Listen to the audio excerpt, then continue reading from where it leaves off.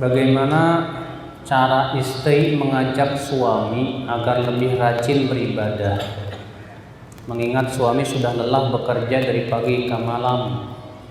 Ketika diajak ngaji, ibadah lainnya dia menolak. Gimana ya caranya? Bu, kalau suami lagi lelah, jangan diajak beribadah. Kalau itu ibadah itu sifatnya sunnah. Udah tahu lelah, mas tahajud, kasihan. Udah tahu lelah, suruh baca Quran 1 juz, kasihan. Kalau suami lelah, suruh tidur. Mas, kamu sudah seharian bekerja mencari nafkah buat saya, dan itu ibadah yang besar buat kamu. Emangnya mencari nafkah bukan ibadah? Ibnu Abbas mengatakan mencari nafkah termasuk jihad. Pahala besar. Lelahnya seorang suami mencari nafkah untuk anak dan istrinya, itu nilainya besar di sisi Allah Subhanahu wa taala. Lelahnya dia saja menggugurkan dosa. Makanya Rasulullah bersabda kepada Abu Bakar apa? Ya Abu Bakar, alasta tahzan, alasta tansab. Hai Abu Bakar, bukankah engkau pernah merasa sedih? Bukankah engkau merasa lelah?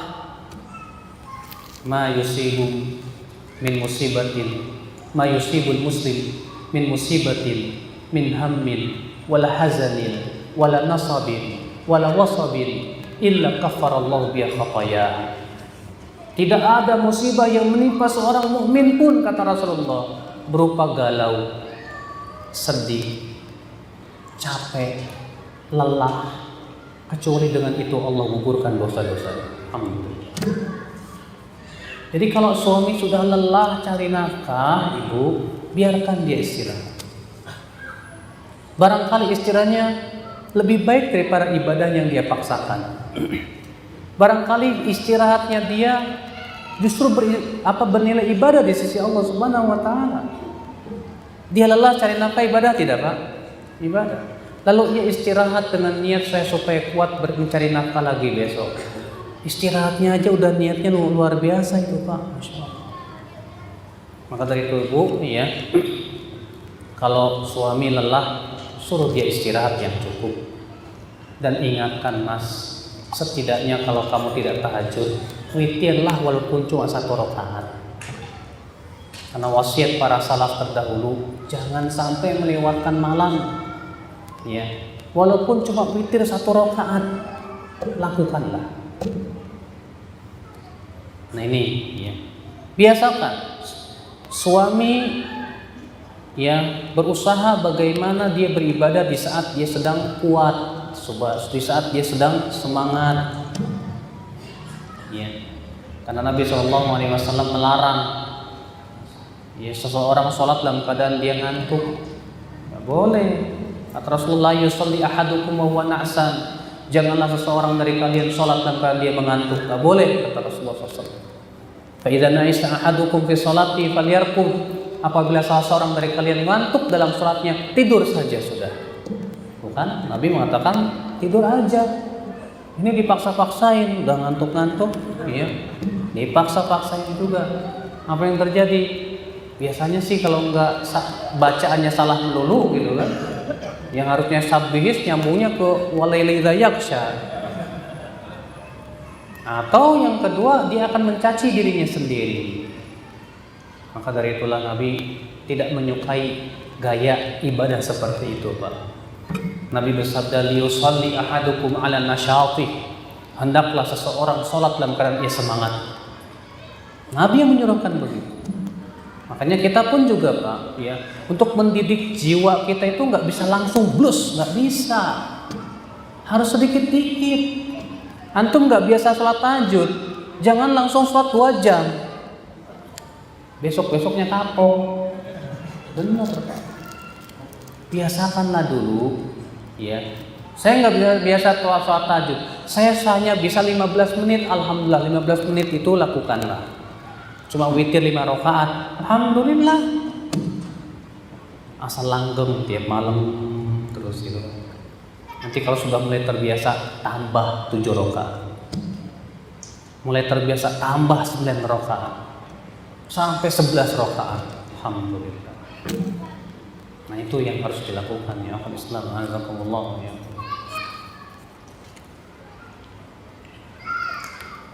Bagaimana cara menasihati seorang istri yang membenci suaminya hanya dikarenakan satu hal yang telah lalu, tapi istri selalu mengungkit-ungkit.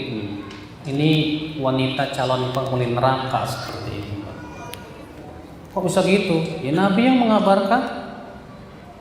Nabi bersabda, "Ra'aitun nar fa idza aktsaru ahlihan nisa." Aku melihat neraka, ternyata kebanyakan penduduknya wanita.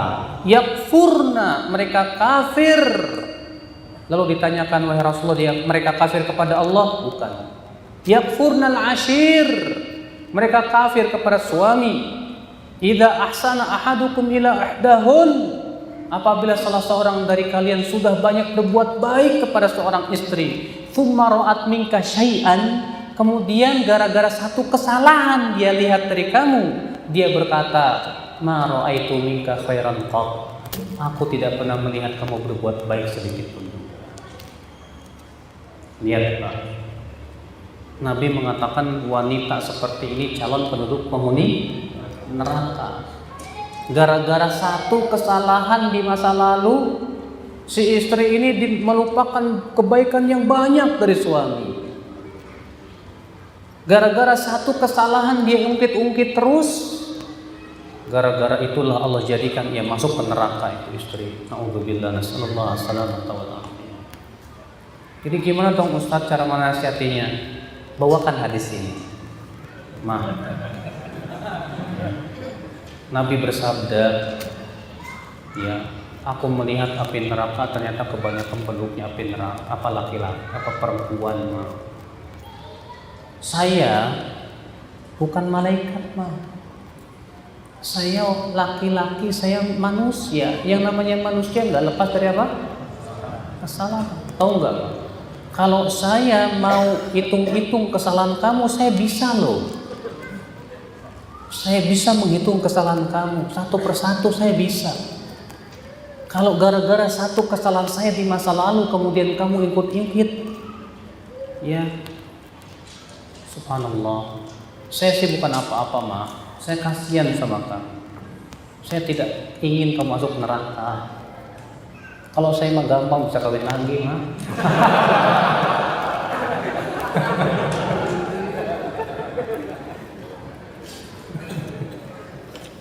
Nah ini antum harus nasihati, kasihan seperti itu ya, istri seperti itu kasihan. Ketika seorang laki-laki ingin menikahi seorang perempuan dengan alasan ingin beribadah kepada Allah, dan yang punya alasan ia mencintai seorang perempuan tersebut, tapi ustadz perempuan tersebut belum siap menikah dikarenakan laki-laki tersebut belum punya pekerjaan. Apakah wanita tersebut berhak menolak dengan alasan tersebut? Berhak.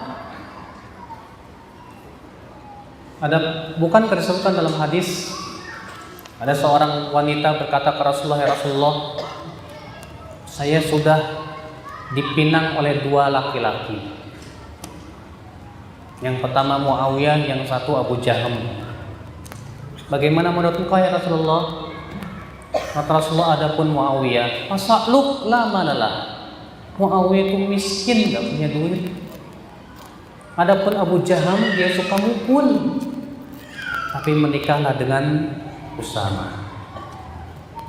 Lihat, Nabi memberikan alasan yang pertama siapa? Muawiyah. Muawiyah itu apa? Miskin, enggak punya duit. Berarti kan Nabi SAW memberikan alasan ini kan? Ya. Nah sekarang si akhwat tadi melihat ikhwani belum punya pekerjaan. Lah kalau dia belum punya pekerjaan, dia akan menafkahi dengan apa? Kemudian si akhwati menolak gara-gara itu. Enggak masalah. Berdasarkan hadis tersebut. Karena hak menafkahi itu memang hak istri. Hak istri dia. Ya. Walaupun tentu seorang istri jangan melihat sebatas dari pekerjaan yang sifatnya tetap. Bilang, laki-laki itu harus bilang, Neng, saya ini, kalau di orang Sunda nyebutnya Neng ya kalau perempuan. Neng, saya memang nggak punya pekerjaan tetap Neng, tapi saya tetap bekerja kok. Apapun pekerjaan saya lakukan, yang penting saya bertanggung jawab sama istri. Ya, terkadang kan perempuan hanya sebatas melihat dia punya pekerjaan tetap apa enggak. Kesalahan besar itu juga. Lihatlah dia bekerja enggak dan mau enggak bertanggung jawab kepada apa? Istrinya.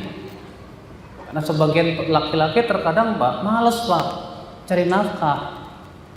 Bahkan malah menyuruh istrinya cari nafkah. Ini bencong, nggak punya tanggung jawab. Maka kalau memang wanita ini melihat si laki-laki ini punya tanggung jawab dan dia mau bekerja, walaupun dia nggak punya pekerjaan tetap, dia tetap bekerja, cari duit, walaupun dengan dagang bakso, dengan apa kek, yang jelas dia berusaha mencari, dia punya tanggung jawab, insya Allah ini baik. Ya, berarti dia punya tanggung jawab sebagai seorang suami. Ya.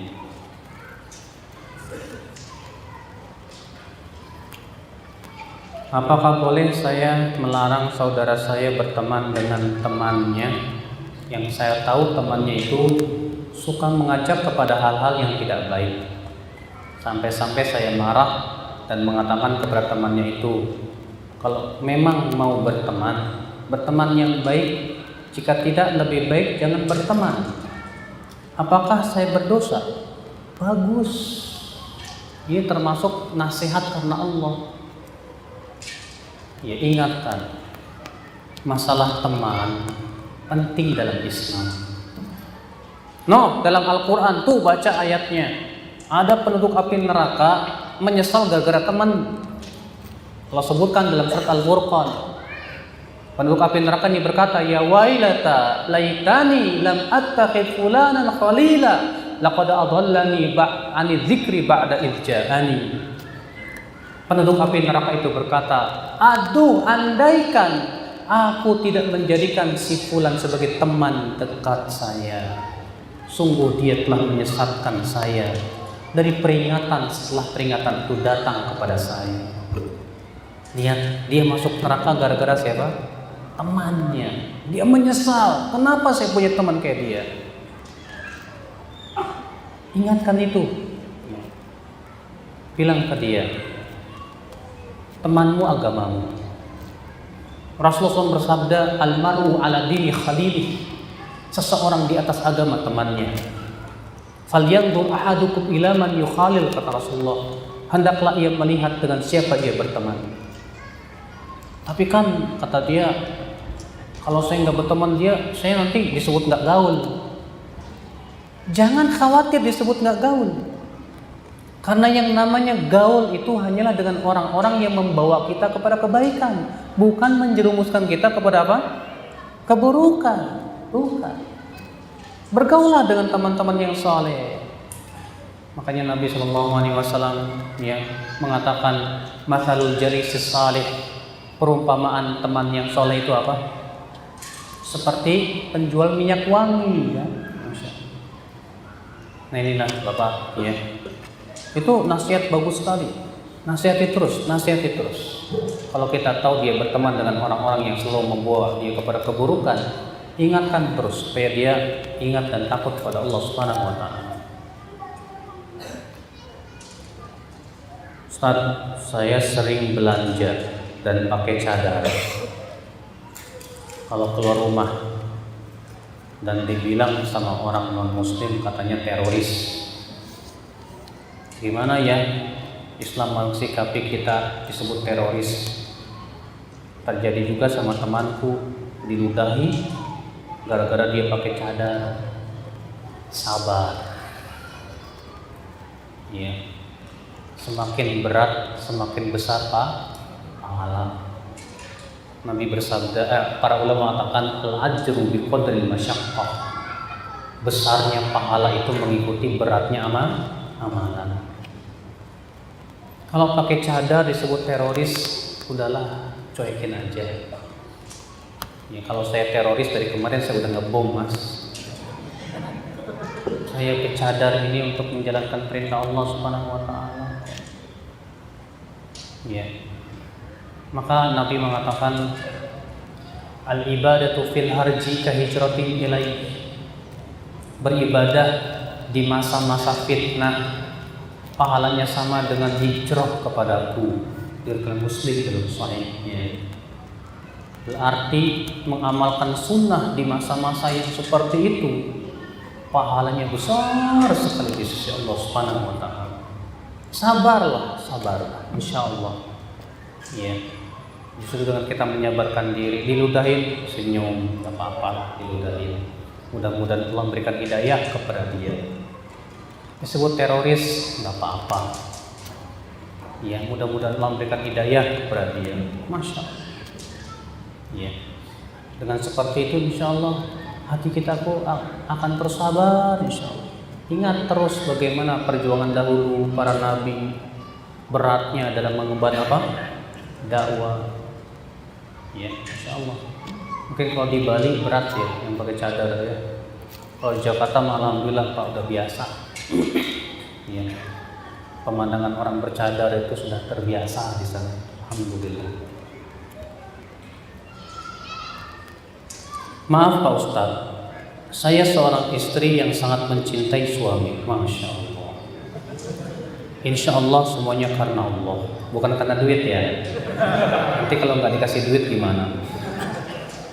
Tapi Pak Ustadz, saya seorang istri yang sangat pencemburu Ustadz, terutama kepada mantan istrinya yang dahulu. Maaf Pak Ustadz, saya minta solusi agar saya tidak cemburu yang berlebihan terhadap suami. Pernah Rasulullah SAW ketika hendak melamar Ummu Salamah, Ummu Salamah kan ditinggal wafat oleh suaminya, itu Abu Salamah. Apa kata Ummu Salamah? Hai Rasulullah, aku ini wanita yang sangat pencemburu ya Rasulullah. Kata Rasulullah, mintalah kepada Allah ya, supaya Allah memberikan kepada kamu kekuatan. Berarti kalau kamu memang sangat pencemburu, mintalah kepada Allah supaya Allah memberikan kepada kamu kekuatan, supaya tidak dikuasai oleh rasa cemburumu, akhirnya akibatnya kamu durhaka kepada suami. Yang kedua, jangan sampai setan menjadikan cemburumu itu sebagai pintu untuk menggoda kamu. Karena setan tuh pinter Pak. Untuk menggoda seorang manusia itu dia akan pelajari dulu kelemahannya dia apa nih. Antum Masya Allah ibadahnya jago, antum Masya Allah akidahnya kuat. Oh rupanya setan tahu antum pintunya sepak bola ini. Setan masuk situ Pak. Akhirnya dijadikan antum apa? Habis waktu antum untuk ikutin sepak bola, setan berhasil. Istri ini Masya Allah sangat cinta suami, cemburunya luar biasa, dan itu lumrah.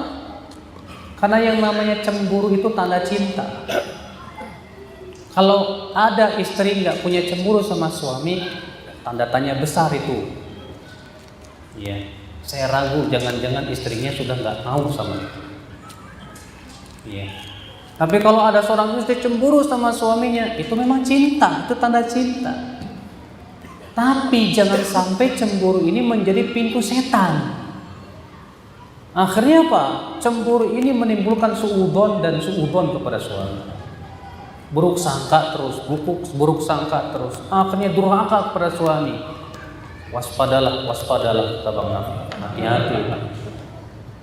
Ya.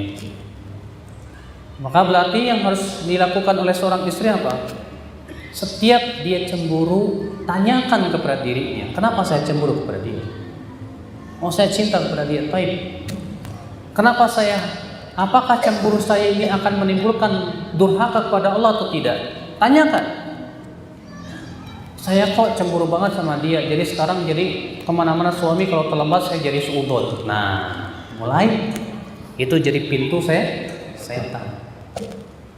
sudah berubah menjadi cemburu yang berlebihan, akhirnya suudzon, bahaya. Ya. Karena seringkali munculnya pertengkaran dalam rumah tangga gara-gara suudzon itu, Pak. Suudzon. Suami itu kalau disuudzonin terus nggak betah, Mas. Kemana-mana disuudzonin, kemana-mana suudzonin. Jangan-jangan ke mantan istrinya. Saya yakin lama-lama suami tidak akan betah seperti itu. Saya banyak menemukan kasus seperti itu yang akhirnya apa? Saking kesalnya sama istrinya yang selalu suudzon sama dia, akhirnya kawin lagi dia. Benar. Kesal dia. Istrinya selalu suudzon terus sama dia.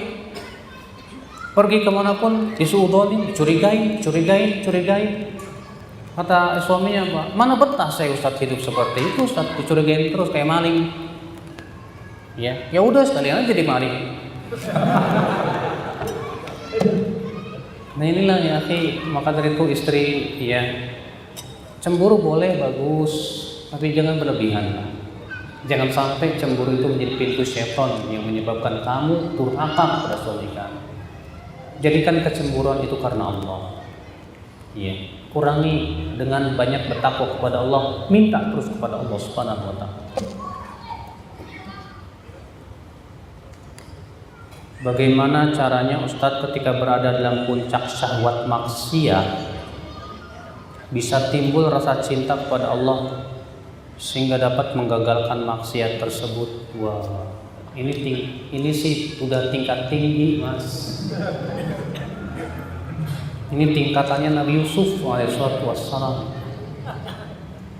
Bayangkan Nabi Yusuf, seorang pemuda yang ganteng, di depannya seorang wanita yang sangat cantik rupawan, di sebuah kamar yang tidak ada orang bisa melihatnya, dan wanita itu sudah mengunci kamar-kamar dan sudah menyerahkan tubuhnya kepada Nabi Yusuf alaihissalam.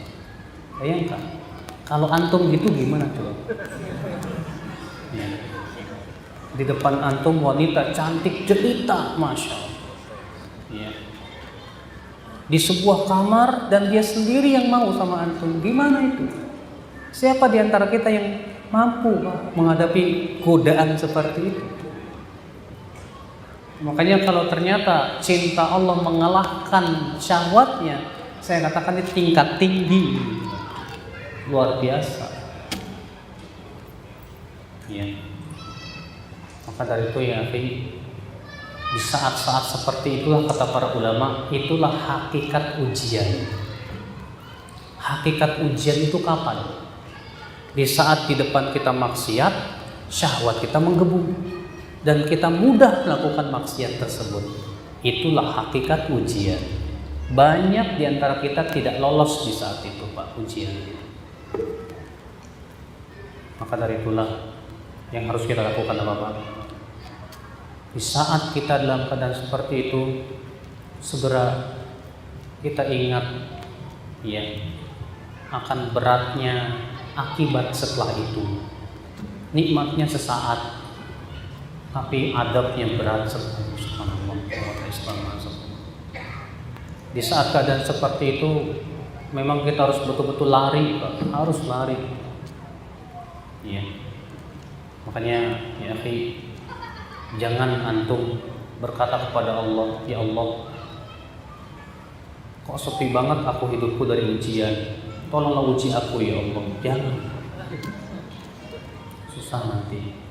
Belum tentu kita mampu untuk menghadapi seperti itu. Tapi kalau kita dihadapkan pada ujian seperti itu, yang harus kita lakukan yang pertama minta tolong terus kepada Allah. Terus minta tolong kepada Allah. Ya Allah, kuatkan hatiku. Ya Allah, kuatkan hatiku. Ya Allah. Ustaz Firanda pernah cerita, ada seorang syekh, dia bercerita, saya pernah ke Indonesia, ya. Kemudian saya menginap di sebuah hotel. Kemudian di malam itu tiba-tiba ada yang mengetok pintu. Tok, tok. Saya buka, ternyata wanita yang cantik jelita. Dan wanita ini menawarkan diri kepada syekh tersebut. Saya itu gemetar. Bagaimana wanita secantik itu menawarkan dirinya di saat tidak ada orang, dan dia bisa melakukan itu, bisa dia lakukan karena dia sendirian, gak ada siapa-siapa. Makanya dia segera tutup pintu, segera ia pergi ke kamar mandi, dia berwudu, dia segera sholat. Kemudian tak lama kemudian si wanita itu kembali mengetuk pintu dengan suaranya yang mendayu-dayu. Itu Syekh. Wah, kata Syekh, jiwa saya di antara dua keadaan, antara iya dan tidak. Bayangkan, wanita sangat cantik, kata dia. Akhirnya Syekh terus tadarruk kepada Allah, minta dikuatkan kepada Allah. Sampai akhirnya si wanita itu pun pergilah. Dia selamat. Alhamdulillah. Akhirnya kata Syekh, saya kalau seperti ini lama-lama saya tidak kuat. Akhirnya Syekh langsung pesan tiket pulang.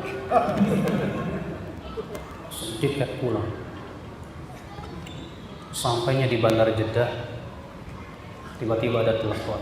Halo, Assalamualaikum. Assalamualaikum. Gimana kalau saya tawarkan Anda istri kedua? Oh ya, Masya Allah. Baik. Bagaimana kalau saya lihat dulu, boleh? Pas saya lihat ternyata jauh lebih cantik dari yang di Indonesia. Alhamdulillah, Allah gantikan dengan yang lebih baik. Memang terkadang begitu Pak, hasilnya manis. Ya. Ketika kita berusaha sabar meninggalkan maksiat, Allah ganti dengan yang lebih baik 2 kali lipat dari itu, insya Allah. Cuma masalahnya kalau lagi syahwat menggebu-gebu, pikiran pendek biasanya. Itu yang susah. Ya. Makanya banyak-banyak bertakarub kepada Allah, tadarruk kepada Allah. Banyak terus minta kepada Allah kekuatan supaya dikuatkan. Ya.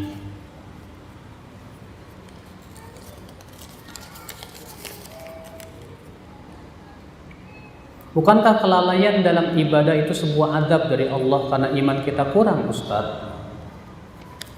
Akhi, kalau kelalaian itu sesuatu yang memang sesuatu yang sulit untuk kita hindari, Allah maafkan insyaallah. Saya akan bawakan dalil.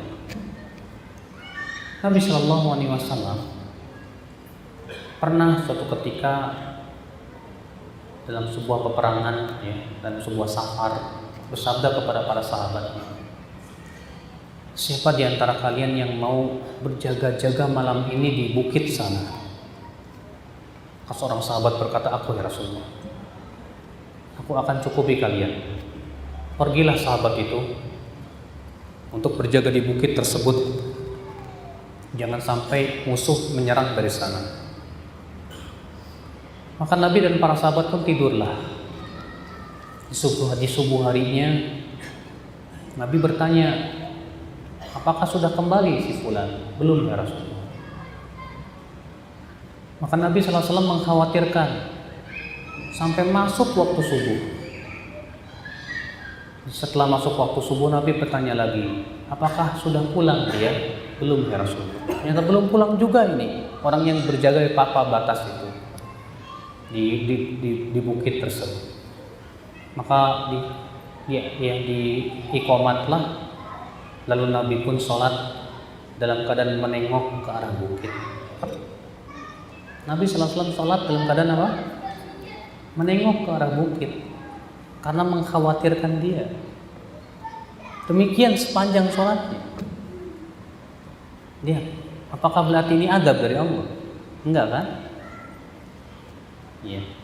Sehingga diambil dari situ kata para ulama, berarti hal-hal yang seperti ini yang di luar kemampuan manusia enggak masalah. Allah maafkan insyaallah. Cuma jangan dijadikan sebuah kebiasaan. Kita ketika sedang sholat terkadang setan pasti ya. Karena Rasulullah sudah mengabarkan bahwa di dalam sholat ada setan namanya khinzib. Dia yang selalu menggoda orang yang sedang sholat. Dan dia kerjaannya mengingatkan apa yang kita tidak ingat sebelum sholat. Makanya akhirnya azakumullah wa yakum, di saat itu kita ya, sedang sholat, ingat sesuatu, maka segera kita fokus lagi. Nah, di saat kita ingat itu, kemudian kita fokuskan lagi, Allah maafkan, nggak masalah, karena itu sesuatu yang sulit untuk kita hindari. Allah berfirman, la yukallifullahu nafsan illa wus'aha. Allah tidak membebani jiwa kecuali sesuai dengan apa? Kemampuannya. Iya. Maka dari itu kita yang terpenting adalah yang pertama, berusahalah dulu sungguh-sungguh untuk khusyuk. Ketika kita sudah bersungguh-sungguh, tapi qadarullah kok tiba-tiba lewat sesuatu, ya, dan kita berusaha kembali lagi, maka itu Allah maafkan insyaallah. Umar bin Khattab saja pernah disebutkan dalam satu riwayat, gara-gara beliau sibuk, ya, mau ngatur pasukan, sholatnya lupa baca Al-Fatihah. Gara-gara itu lumrah, itu lumrah, Pak. Ya, lumrah. Apalagi kalau antum lagi banyak pikiran di kantor, banyak pikiran, kerjaan belum selesai, ya, bosnya marah-marah terus, aduh pusing kan. Akhirnya sholatnya nggak khusyuk, sulit memang. Nah, sesuatu yang di luar kemampuan seorang hamba, Allah maafkan. Ya. Walaupun kita terus berusaha semaksimal mungkin untuk khusyuk terus.